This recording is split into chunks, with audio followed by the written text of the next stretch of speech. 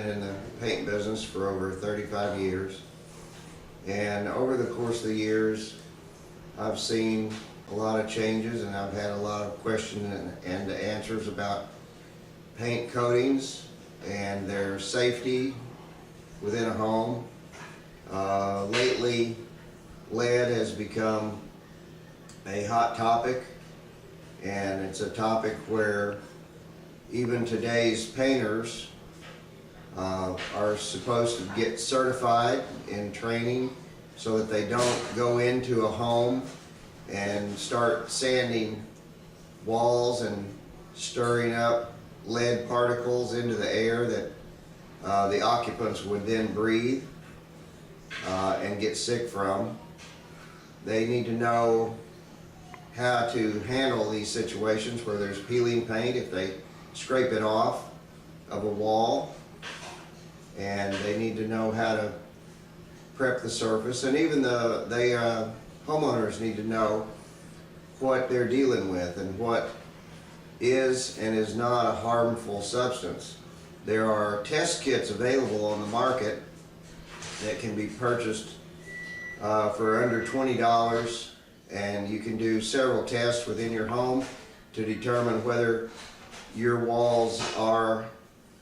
a leaded surface or a safe surface. A very easy swab test can be done, and it helps you to understand what you have in your home. And most of the time the outer layers, because so many years have passed since lead paint's been around, are safe layers, and the more dangerous leaded layers are way underneath the top layers. When you have particles that are scraped off and you test both sides of those particles, oftentimes the top layer or newest layer will be non-leaded, but yet if you test the underside of that very same chip, that can be a side of the chip that is leaded. I feel that the most dangerous scenario is not the chips of paint, but when sanding is being done, particularly mechanical sanding, high-speed electrical sanding,